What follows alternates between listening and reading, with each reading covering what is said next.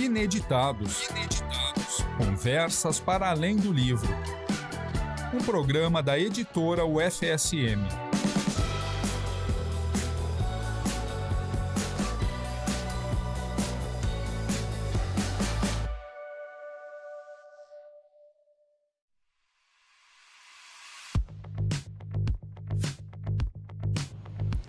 Olá para você que nos escuta aí do outro lado. Estamos com mais um Ineditados, Conversas para Além do Livro, aqui na UniFM 107.9.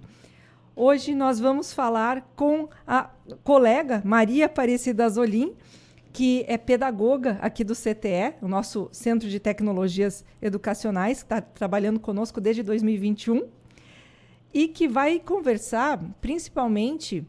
o foco da nossa conversa vai ser em função de que dia 2 de abril se comemora, não sei nem se bem o termo seria esse, mas se rememora, a presença do autismo na nossa sociedade como política de inclusão. Então, no dia 2 de abril, talvez vocês tenham percebido a invasão nas redes sociais de figuras como o girassol, como o quebra-cabeça multicolorido, que são símbolos que estão sendo adequados e adaptados, conhecidos agora também, em virtude desse movimento, porque o autismo sempre esteve presente, talvez com outros nomes, talvez subdiagnosticado, mas agora tem sido fonte de políticas públicas também trazer essas pessoas para o nosso convívio escolar, convívio universitário. E a Maria Aparecida, que nós carinhosamente chamamos de Cida, está com um trabalho bem interessante nesse sentido. Então, a gente vai começar perguntando para a Cida.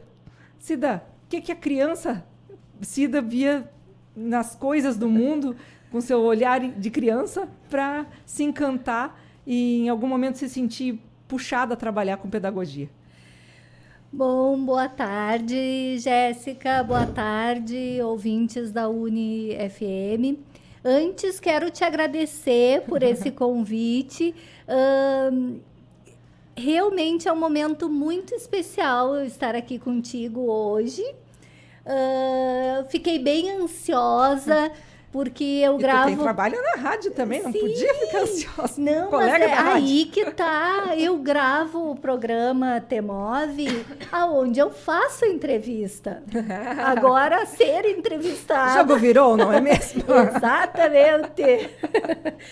Bom, Jéssica, eu sou apaixonada pelo trabalho com criança desde muito tempo. Desde que tu era criança? Desde que eu era criança. Na verdade, eu acho que eu ainda sou criança. Procuro me manter a criança interior, ela sempre ativa, até ela é bem, assim, bem rebelde. Não, eu acredito que todos nós adultos somos crianças crescidas. E quanto mais a gente cultivar essa criança que a gente tem dentro da gente, mais feliz, mais leve a gente vai ser. Porque se a gente ver uma criança que está crescendo num ambiente amoroso, com todas a carinho, atenção, cuidado, ela é leve. Onde ela pode se desenvolver, ela é leve. Então, eu tento manter a minha criança interior ativa para tentar, não vou dizer que eu consiga manter essa leveza. Quando eu fui pensar o que fazer, que curso fazer como graduação, eu sou de Santiago e lá nós só tínhamos universidade privada. Então, quando eu terminei o ensino médio, na época, bem no século passado, não havia pós-médio. E eu não tinha condições financeiras de fazer uma graduação.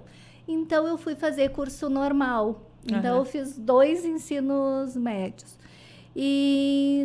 Mas eu fiz o curso normal, eu dizia assim, não, eu não quero ser professora, eu quero, quando eu tiver condições para fazer uma graduação, eu vou fazer direito. Até porque a gente era muito estimulado também. Eu me recordo que a gente regula mais ou menos de idade. Quando eu fui fazer o meu ensino médio, tinha a opção de fazer o normal simultaneamente. E foi uma coisa que eu considerei muito na época, porque algumas colegas estavam... porque a gente já sai com uma formação, já sai para trabalhar.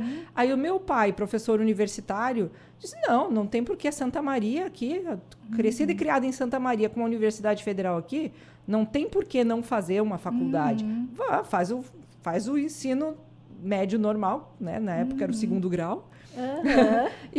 E fiz, acabei, né, vindo...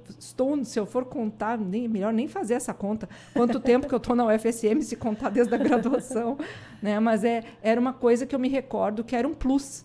Não, o normal, ela tem o ensino médio, né? Tem o 2º grau normal. Né? Sim, sou normalista. Normalista. Até quando eu estava fazendo o ensino médio, que na época dizia científico, a mãe queria que eu fosse fazer o curso normal. Eu dizia, não, eu não vou ser professora, eu vou fazer direito. Fiz o curso normal com essa questão que eu não ia ser professora. Só que quando eu pisei na sala de aula e fui fazer o pré-estágio primeiro, depois do estágio, eu me apaixonei. Mas ainda assim, eu não estava dando o braço a torcer.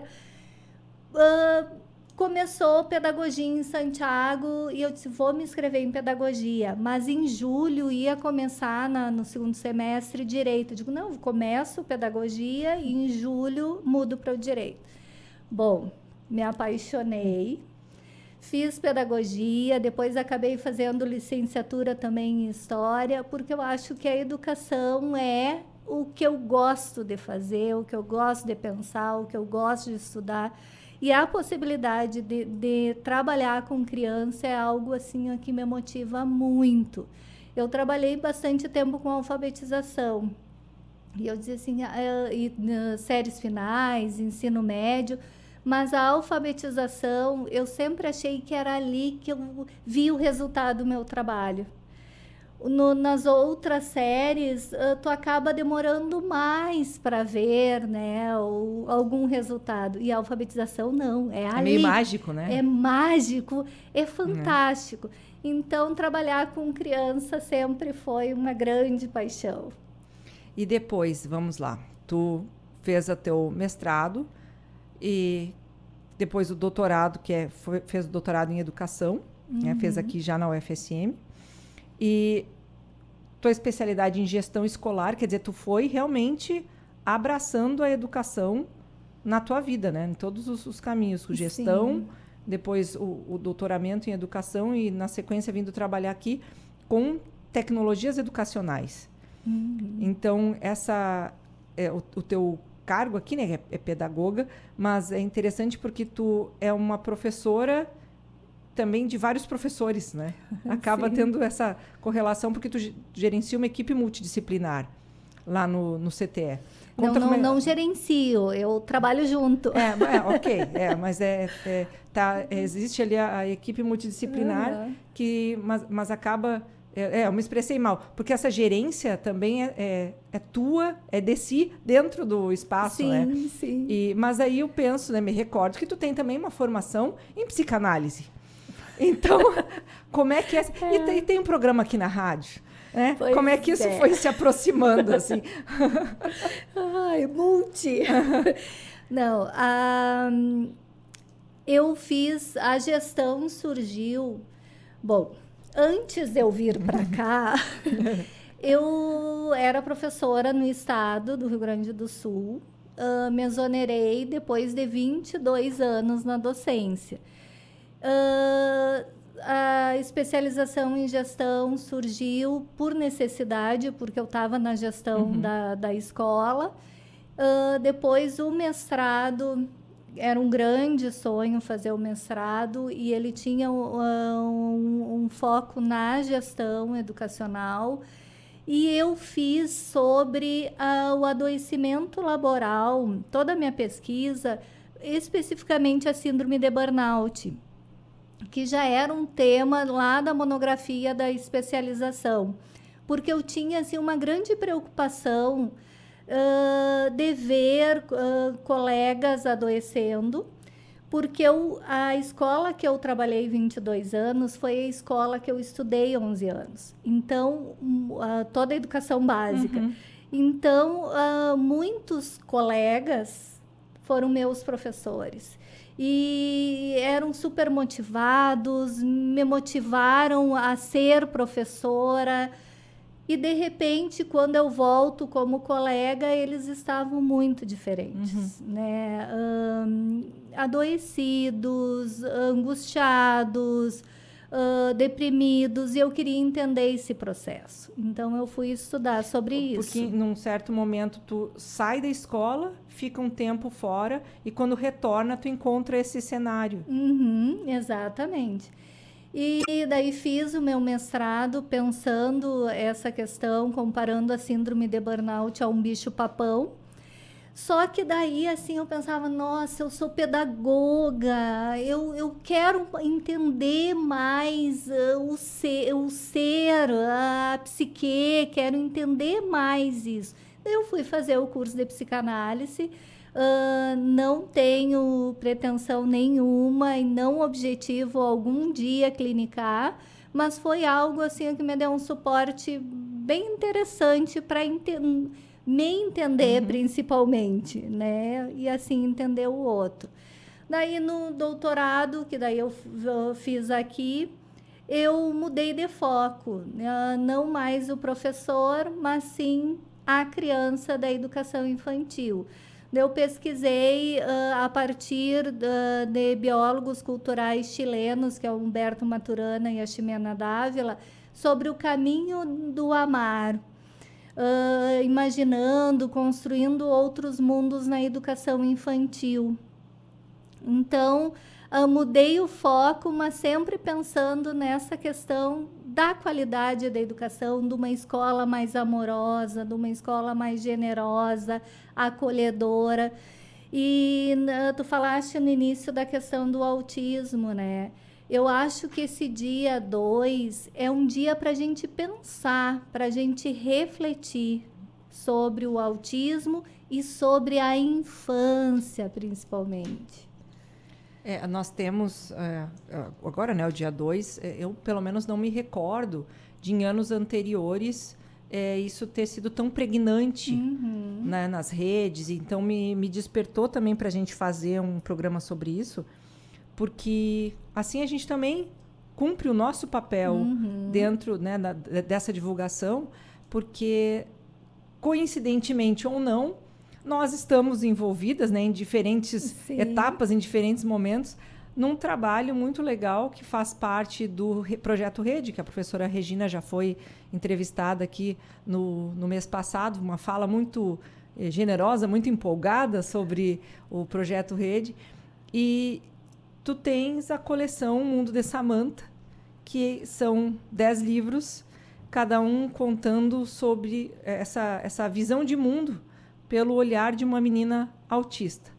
Então, conta pra gente também como é que isso se aproximou de ti, esse tema, né? Dentro, talvez, da realidade que tu começou a presenciar no dia a dia e essa preferência por fazer daí um livro voltado para a criança, Sim, a ideia surgiu eu amo escrever. É algo assim que algum dia quero me aposentar e me dedicar só à literatura infantil.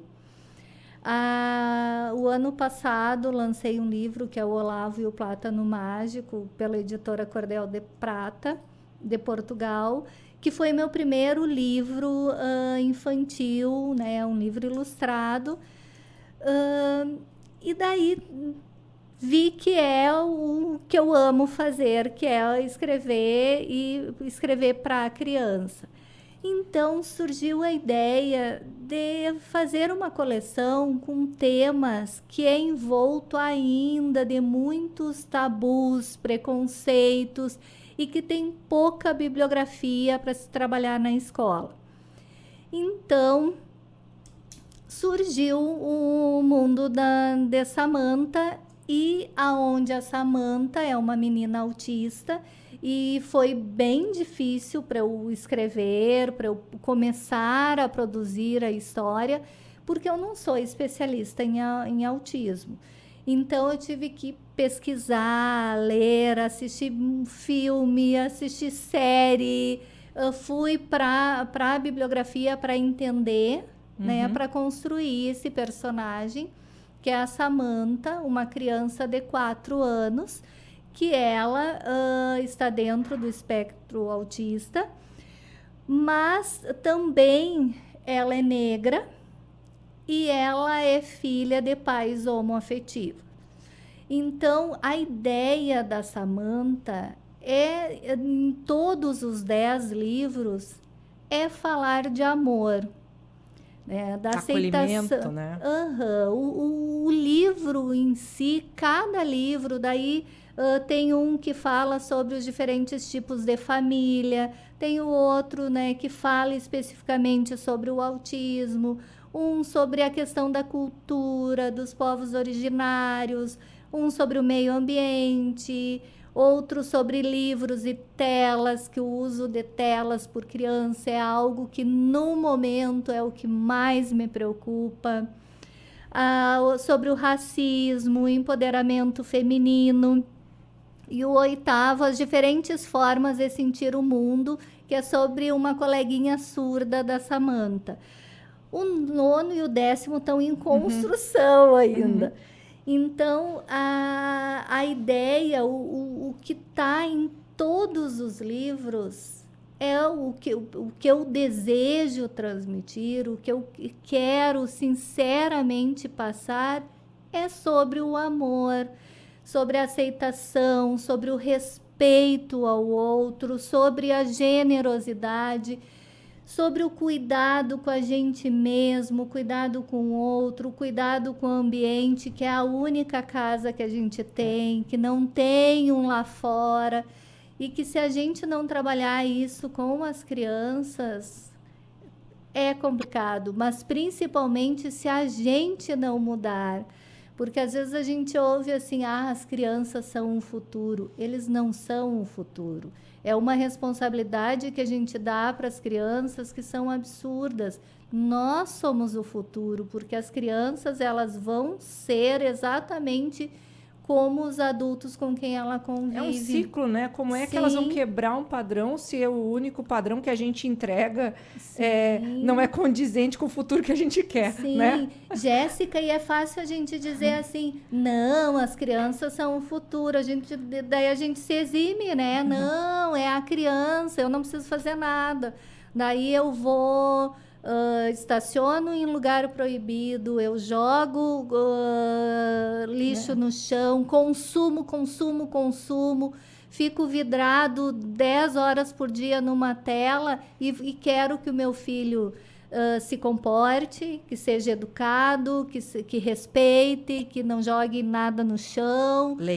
Que leia. Livros, estude. Sabe que isso, assim, os pais às vezes chegavam e diziam assim, professora, como é que eu faço meu filho ler?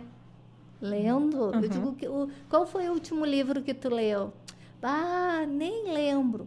Então, como é que vai querer que a criança leia se não lê? Então, para que o nosso filho tenha um comportamento que a gente deseja, a gente tem que ter. E muitas vezes a questão não é simplesmente ler, porque nós temos, às vezes, coisas a gente lê no celular também, mas lê um jornal, lê alguma coisa assim. Mas, às vezes, os comentários tecidos sobre essa leitura são todos negativos. Olha que horror a notícia sobre tal coisa. Olha que horror o drama que tal família está vivendo. Olha o absurdo dos políticos, não sei o quê. Isso também afasta, porque não existe também um amor, um olhar amoroso sobre o ato de ler. Né? De alguém pegar uma leitura e daqui a pouco tá rindo, porque olha que legal esse personagem que passou por tal situação. Então, até isso, a gente também fazer essa seleção do que lê e como se comporta frente àquilo ali, porque é a reação que vai chegar num primeiro momento para aquela criança que está ali descobrindo o mundo. Daqui a pouco ela associa que ler não é legal, porque só traz tragédia, só traz notícia ruim, então vou ler para quê, né? Não, e assim, Jéssica, realmente, as tecnologias, elas chegaram para ficar. Não estou para demonizar as tecnologias, mas ela tem que ter um uso consciente. E para a criança pequena, nada substitui o papel, o livro. Pode ler no celular, é interessante, mas tem que ser ofertado o papel, o manuseio. Uma questão motora muito importante, né? Sim, e já tem pesquisas comprovando que o grau de retenção aquilo que a gente absorve, do que a gente mantém, é muito maior a leitura no papel do que numa tela, né? Agora eu não vou lembrar a porcentagem, mas que tu retém mais, tu grava mais o papel do que na tela. Até porque eu imagino que pela própria questão sensorial, ela é mais envolvente, a gente está tocando, está cheirando, está enxergando, quer dizer, a visão é um dos fatores envolvidos, né?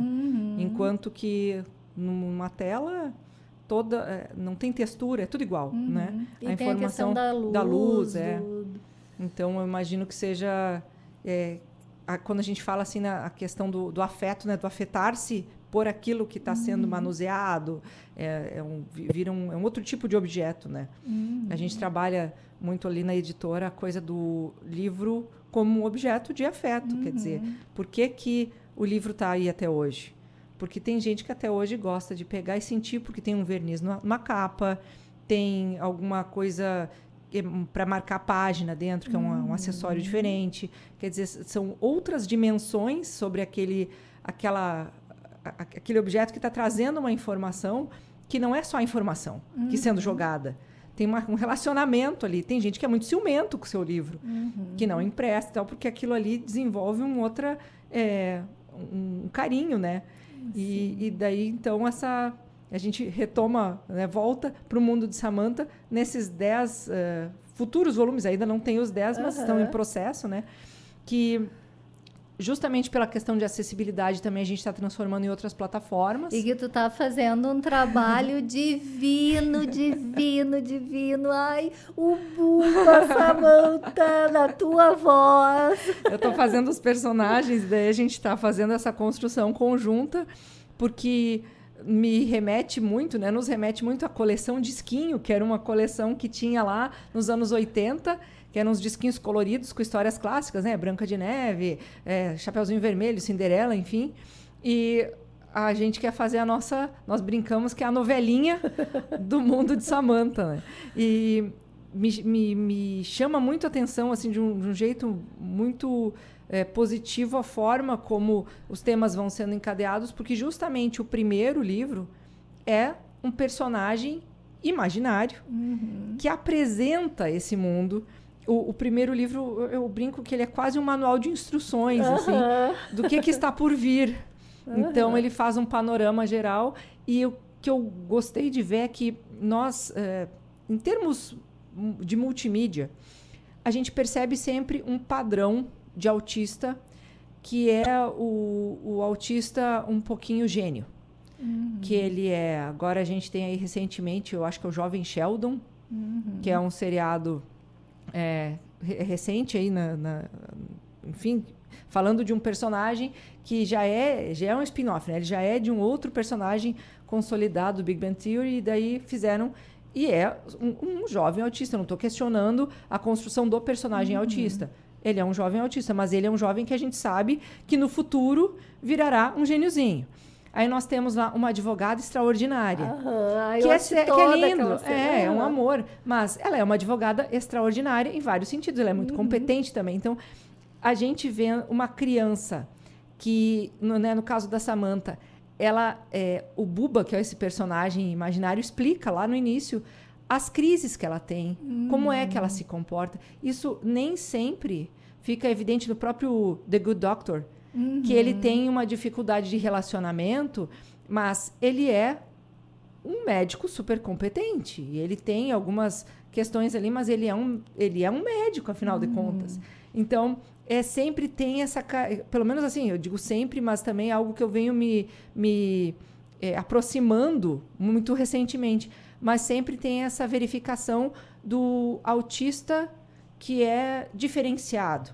e até em alguns textos que eu acabei lendo e tal, em virtude de trabalhar com o mundo de Samantha, até para me apropriar melhor, tem o termo disfunção, né? Transformar a disfunção em superfunção, que é algo que pode ser feito como transformar um ponto fraco, talvez, em um ponto forte, né? Ver que profissão, talvez, que eu possa me adequar, que vai saber valorizar essa característica que eu tenho. Mas isso ainda seria um aprimoramento, quer dizer, é uma visão muito delicada do autista já inserido no mercado de trabalho, no adulto. Aquela criança que está tentando se entender no mundo como ser. E daqui a pouco já tem essa dificuldade extra. E daí a gente entende que é uma família que ela foi adotada, quer dizer, os pais também não têm como ver. Os pais são maravilhosos, né? O João e o Fernando, assim, ó, nossa, eles são uma tudo paciência, um carinho, E aí a gente vê que eles procuram sanar essas dificuldades da Samantha. Para eles também é uma novidade em vários aspectos, porque fica evidente que ela foi adotada, né? Então não tem como saber de onde é que veio, quem é, alguém na família tinha, quer dizer, esse histórico que às vezes é necessário resgatar, eles não têm como resgatar. Então é um reinventar-se diário, né? Cada volume tem um tema e esse tema chega neles como uma grande novidade. Eles, poxa vida, é agora, tá? Vamos lá. As caraminhocas, que é as ideias da Samantha, que estão, em vez de caraminholas, as caraminhocas, fazem com que eles também, né, pensem e repensem. O livro sobre os diferentes tipos de família, que a Samantha fica triste porque tem o Dia das Mães na escola e ela não tem a mamãe, ela só tem 2 papais. Então, todo o trabalho que o João e o Fernando fazem, mostrando para ela que ela é uma filha do coração, e que, assim como ela tem 2 papais, tem famílias com só mamãe, tem família só com papai ou com vó, ou que existem diferentes formas de família. Aquela ideia de que a escola comemorar Dia das Mães, Dia dos Pais, não cabe mais, né? Para uma escola ser acolhedora, tem que ser da família, e a família como ela for. O que importa é ter o respeito, ter o cuidado, ter o amor, o acolhimento. Então, realmente, assim, ó, a Samantha, ela tem uma hipersensibilidade a som. Ela tem, eu não vou me lembrar o termo, que ela fica mexendo as mãos. Ela tem uma crise de desregulação. De desregulação. Que daí eu comparo como se tivesse várias árvores sendo movidas pelo vento, que é quando ela não consegue controlar as emoções. A ideia da Samantha, né, da questão do autismo, para chamar a atenção, para que a gente pense sobre essa questão, mas não só para criança autista. Cada criança, ela é única, ela tem um jeito de aprender. E a gente tem que perceber isso. Ninguém aprende da mesma forma. Assim como ninguém é mais inteligente do que ninguém. O que existem são inteligências diferentes. Isso Paulo Freire já dizia, né? Ninguém é mais inteligente do que ninguém. Ninguém sabe mais, agora me veio, ninguém sabe mais, ninguém sabe menos. O que existem são conhecimentos diferentes. Por exemplo, o autista, tem autistas que super bom na matemática, né? Eu acho que o Sheldon é na física, né? Mas ele tem dificuldade de relacionamento. Tem outros que têm totalmente tranquilo na questão de relacionamento. Cada um é único, cada um tem a sua, né, forma de perceber o mundo. E é isso que a Samantha quer mostrar, que cada um tem a sua forma de sentir, de perceber o mundo. Isso. Nós temos, enfim, se a gente for pesquisar, né, enfim, tem vídeos excelentes, justamente porque a legislação atual vem trazendo cada vez mais essa busca por acolher nos espaços comuns, espaços de convívio, as pessoas com as pessoas diversas, né? E neurodivergentes, inclusive. E buscando essa compreensão, e nos espaços formativos isso acaba se sobressaindo, porque a gente vai ter, né, toda a questão de acolhimento desde a infância e tal, passando por diferentes etapas. E aí vem o símbolo das pecinhas coloridas de quebra-cabeça, né? Justamente destacando isso, que por isso que é um espectro autista, quer dizer, o autista ele não vai ter todos os sintomas possíveis e imagináveis que um autista poderá ter. Ele vai ter alguns, e são muitas vezes sintomas que não são sintomas propriamente ditos, quando isolados, são características. Então, eu gosto muito de colecionar, Jéssica. E aí, alguém pode chegar lá em casa e dizer, nossa, mas ela coleciona de tudo, coleciona borrachinha perfumada, colecionou papel de carta, e agora coleciona boneca, coleciona urso. Sim, mas até onde isso, isoladamente, cria um diagnóstico de alguma coisa, né? Não cria. Então, está muito mais relacionado com disfunções que vão ser encaradas no dia a dia, né? São limitações que vão ser trazidas, e principalmente com relação ao aprendizado, essas crises de desregulação, quer dizer, um momento em que o jovem, a criança, se sente tão afetada por algum sentimento que aquilo ali foge do controle, né? Então, esse entendimento de mundo que é apresentado no mundo de Samantha, que é exatamente isso, é o mundo dela. Não é um entendimento, é a visão dela sobre o mundo. Aí, tu ainda... Né, já é super desafiador falar sobre isso. E aí, tu traz um casal homoafetivo e o próprio sentido da adoção, que pode ver, né, tá tudo super contextualizado, quer dizer, nada ali é gratuito. É um casal homoafetivo que, por querer ter um filho, adota.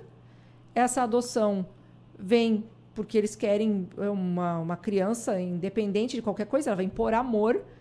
Aí é uma criança que não precisa, porque também é importante destacar, dado o contexto, que os pais são brancos. Né? Então, eles adotam uma criança preta. E essa criança tem autismo. Então, a gente pode... Nossa, é muito assunto para tratar. Como é que foi a tua decisão em trazer esses temas e, em certa medida, materializar eles no teu texto e no teu livro, porque são assuntos questionadores, enfim, né, que podem, com certeza, vão botar as pessoas para pensar. Como é que foi a tua escolha para se aproximar desse cenário? Bom, corajosa, preciso destacar. Bom, eu sabia que eu queria, até assim, como a ideia que num livro só não conseguisse trazer várias temáticas, surgiu a ideia de coleção. Daí eu digo, que nome! Daí me veio do Mundo de Sofia. Que olha, eu acho que eu já li umas 3, 4 vezes aquele livro, porque eu amo aquele livro. Eu digo, não, então vai ser o Mundo de Samantha, que dá a possibilidade de trazer várias temáticas. Só que daí, essa questão do autismo foi uma das primeiras coisas, assim, a Samantha vai ser autista. Porque daí eu tenho a possibilidade de trazer essa reflexão de uma forma, tirar esse tabu de doença, né? De que ela é uma limitada e que não. Mas tu chegou a conviver com crianças autistas no teu convívio de escola? Não. Nunca tive, né, nenhum aluno. Então, mas sempre ouvi, né, pais, não de meus alunos, mas que tinham filhos autistas. Então, essa ideia de trazer para realmente mostrar que pode ser, que a criança ela pode ter um desenvolvimento normal, se ela for acolhida, se ela for entendida, se ela for ensinada como ela precisa ser, né? Que não existe só um jeito de ensinar, assim como não existe só um jeito de aprender. Então, por isso, a Samantha autista. Eu digo, não, mas também posso trazer, a ideia de trazer várias coisas para discussão, ela negra. Daí, não, mas também dá para trazer mais uma coisinha. Pais homoafetivos. Desde que seja contextualizado, né? Porque Sim. não está gratuito ali. Não, ela realmente foi uma construção. Eu tenho um jeito, assim, de escrever, que eu digo assim, que eu faço os 3 momentos, assim, ó. Eu fico com uma ideia, que eu digo que ela fica, assim, marinando, sabe? Quando a gente põe uma comida, um frango marinar, assim, no tempero, eu deixo ela marinando na cabeça, assim, até ela se formar. Depois eu escrevo. Depois que eu escrevo, eu não gosto de olhar assim, escrever e olhar, porque daí eu leio como está na minha cabeça, não o que eu estou lendo. Então, passa coisa assim, ó. Então, eu deixo ela maturando, sabe? O vinho que fica maturando ali para ficar no ponto, eu deixo aquele texto ali maturando o tempo, e daí depois, sim, eu sento e vou lapidando. Até a história nova, Jéssica, já abro um parênteses e digo que ela está nessa fase. Ela está maturando ali. Então, eu fiquei com essa ideia um bom tempo, né? Quando eu fui desafiada a escrever a coleção, eu deixei essa ideia, assim, amadurecer, e nesse contexto, nesse período de amadurecimento, eu fui estudar, fui pesquisar. Tem uma veterinária que ela há tempo grande, não sei se é assim que diz o nome dela, que ela faz doma, não é doma consciente, que doma os cavalos sem agressão, e ela é autista. E, assim, é lindíssimo o trabalho dela. Eu imagino, já é emocionante ver qualquer trabalho com animais, assim, que, na verdade, não é um adestramento, né? Acaba que não... Porque a gente pensa na doma sempre com uma coisa mais incisiva, mais agressiva, né? Não, e o trabalho dela é lindíssimo. E fazia muito tempo que eu tinha conhecido a história dela. Eu digo, nossa... Eu acho que é nesse, sabe, nessa ideia de mostrar que a Samantha, ela é acolhida, ela é tratada com todo respeito, com todo amor, e nisso ela vai se desenvolvendo, porque a Samantha, ela é medonha no sentido extremamente positivo, porque tudo ela quer saber, né? Qualquer coisa que surge, ela faz uma pergunta, e os papais, ou até o Buba, porque às vezes é o Buba, que é o amiguinho imaginário, que também surgiu assim, que eu pensando assim, nossa, para criança a educação infantil tem que ter o lúdico, imaginário, né? O lúdico. E daí nasceu o Buba. A Buba da novela das 8, o Buba da Samantha surgiu primeiro. Eu estava pesquisando aqui, é doma racional? Isso. Doma racional. Estava olhando aqui, observando, fiz uma pesquisa em paralelo aqui, porque às vezes alguém pode querer pesquisar sobre o tema, né, enquanto nos escuta. Doma racional. E ela tem um documentário sobre a vida dela que é muito interessante, assim, ela conta a dificuldade que ela tinha de falar, isso ela dando uma palestra. Justamente. A dificuldade que ela tinha, mas os pais dela sempre acreditaram nela. E daí todos os exames que ela fez, assim, até notar que o cérebro dela era diferente. e que a forma que ela aprendia era diferente. Então, assim, olha, vale a pena assistir esse documentário. O livrinho que apresenta, né, que é a Samantha e o Buba, né, explica muito sobre essa relação em que a criança, ao estar se descobrindo no mundo, ela naturalmente vai encontrar desafios. E a criança, com autismo ou não, vai ter formas de reagir a esses desafios. Só que no caso do autista, que vai apresentar uma crise de desregulação sem nem entender o que está sentindo, quanto mais o resultado desse sentimento, que é uma coisa avassaladora, e que muitas vezes pode ser confundido com uma birra, com uma manha. Porque que criança difícil. Então, eu acho importante, por isso que eu brinco que é quase que um manual de instruções apresentando, né, as situações, porque muitas vezes os pais também estão aprendendo a lidar com o filho, com um primeiro filho, e surgem esses comentários: filho do fulano é muito manhoso, filho do fulano está sempre gritando, está sempre chorando. Então, existem momentos de se observar e ver até onde existe uma questão fisiológica que faz com que essa birra, muito entre aspas, não seja uma birra. Mas, olha, só nesse processo, o olhar de acolhimento que tem que se ter sobre uma criança nessa situação, antes de... Eu espero que isso, embora a gente saiba que acontece ainda, mas eu gosto de pensar que isso acontece menos. Antes que se puxe uma orelha, que se levante do braço. Não, botar de castigo ou de menos.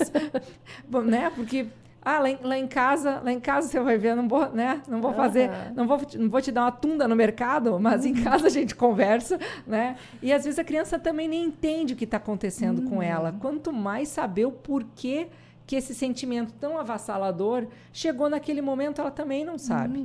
Por isso que é uma desregulação.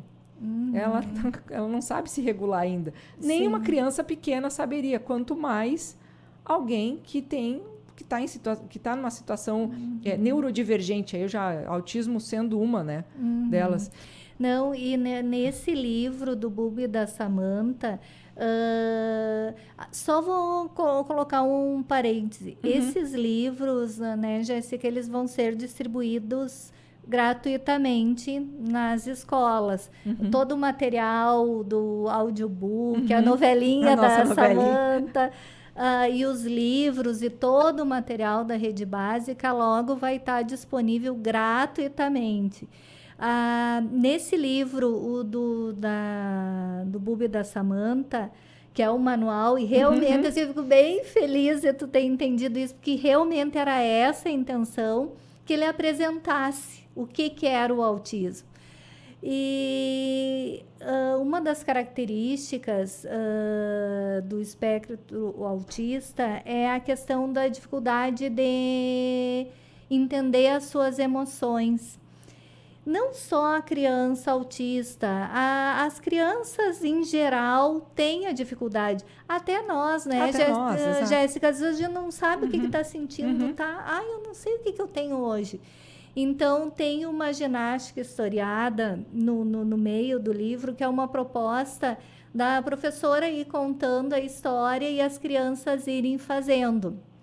Então, eu tentando lembrar o nome do psicólogo argentino, e não me vem o nome, mas daqui um pouquinho eu lembro, que ele trabalha as emoções, ele trabalha em 6 emoções básicas. No livro eu peguei 5. Eu peguei a alegria, a tristeza, nojo, medo. Acho que eu não vou lembrar de todas. Então, a ideia, o medo, o nojo, que daí a Samantha pisa num cocô, a tristeza, a raiva, a alegria, a alegria e a tristeza. Então, daí, para fazer essa brincadeira com as crianças, até para que tenha consciência do que está sentindo. Não, o que é o medo? Né? Precisa conhecer para poder identificar. Então, esse livro, realmente, a ideia foi apresentar o que é o autismo, apresentar a Samantha. Nós fizemos, né? Já fizemos a gravação desses trechos, e é interessante porque a gente já imagina um possível uso futuro, né? Como é que isso vai ser implementado? Então, a historinha ela pode ser utilizada simplesmente como uma audição da história, mas, ao mesmo tempo, dentro de uma sala de aula com as crianças, já se percebendo, né? Eu tenho uma pessoa da minha família, enfim, que tem um filho com autismo e que, recentemente, a criança recebeu alta de um tratamento é um tratamento psicoterápico, mas que, pelo que eu vejo, ele envolve multiterapêutico, né? São várias abordagens diferentes.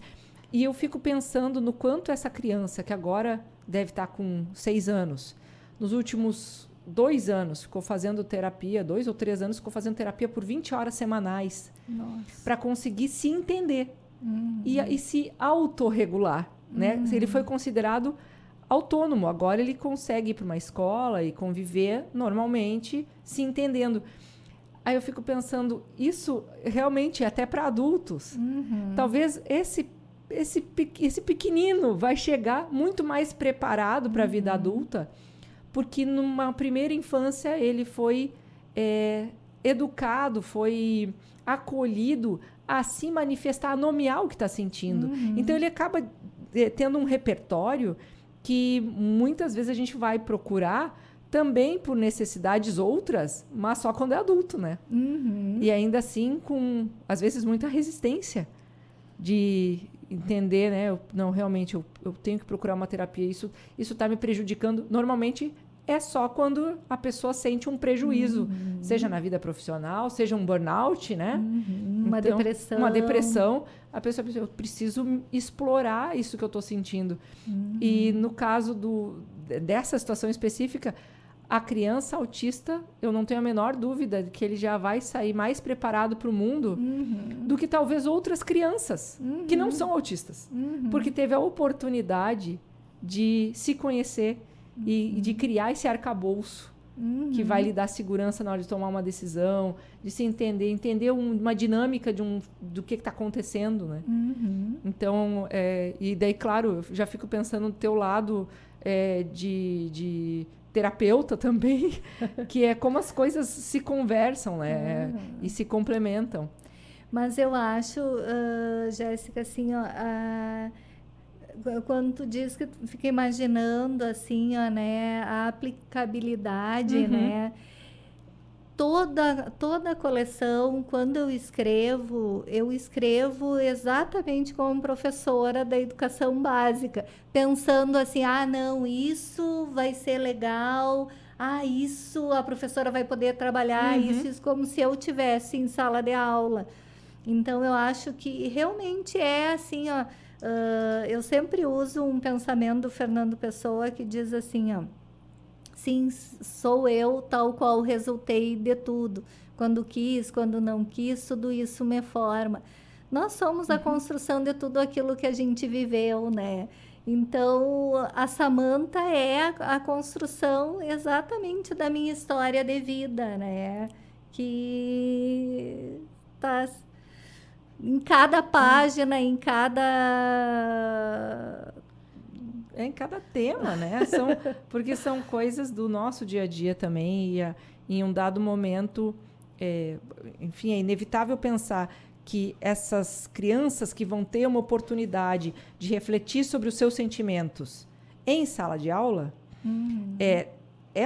vamos chamar assim, muito entre aspas, um mini momento terapêutico, né? Mas que precisa ser oportunizado, porque talvez elas não tenham isso em outros momentos. Então, esse papel da escola também em levar para além... que legal que a gente está tratando do tema sobre autismo, mas para além disso. Sim.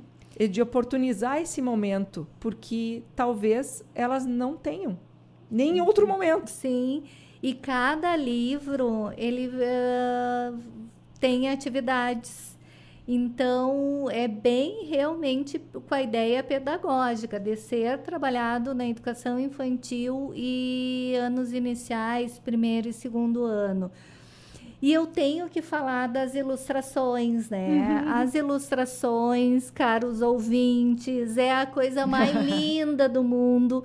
O livro é ilustrado pelo Jonas Franco, que também tem uma história.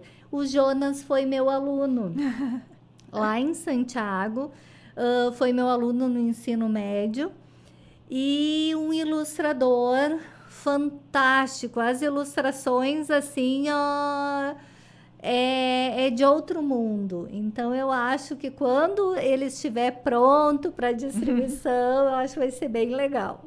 Agora a gente está indo para os nossos minutos finais. Fala um pouco do Te Move. Ai, sério? Já passou? Nossa! Bom, o Te Move é um programa da CTE, Prograde, e que surgiu em 2022. Assim, ó, a coordenadora que estava na CTE, a professora Lisiane Miller, teve a ideia de fazer um programa de rádio. E nós, numa reunião, né, eu digo, bom, experiência em rádio eu tenho com radionovela, porque lá em Santiago eu fazia parte de um grupo de teatro, onde o diretor do grupo é um radialista, o Jones Diniz, de muito tempo na Rádio Santiago, e nós tivemos lá pela década de 90 fazer uma radionovela, em vez de fazer uma peça de teatro, fazer uma radionovela e ir ao ar no programa do Jones. Então, e como ele era o diretor da rádio, eu passava dentro da Rádio Santiago, ou era falando do teatro, ou era falando da escola, ou eu estava sempre na Rádio Santiago. Então, eu tinha experiência nisso. Então, ela disse assim, não, então, tu vai apresentar o Te Move. E desde lá, a gente vem fazendo, já estamos com 80 programas. Eles vão ao ar nas terças-feiras, às 17 horas, na 800 AM, aqui na UFSM. E depois eles vão para o Spotify, no Te Move UFSM, e no canal da CTE, que é Eventos CTE UFSM.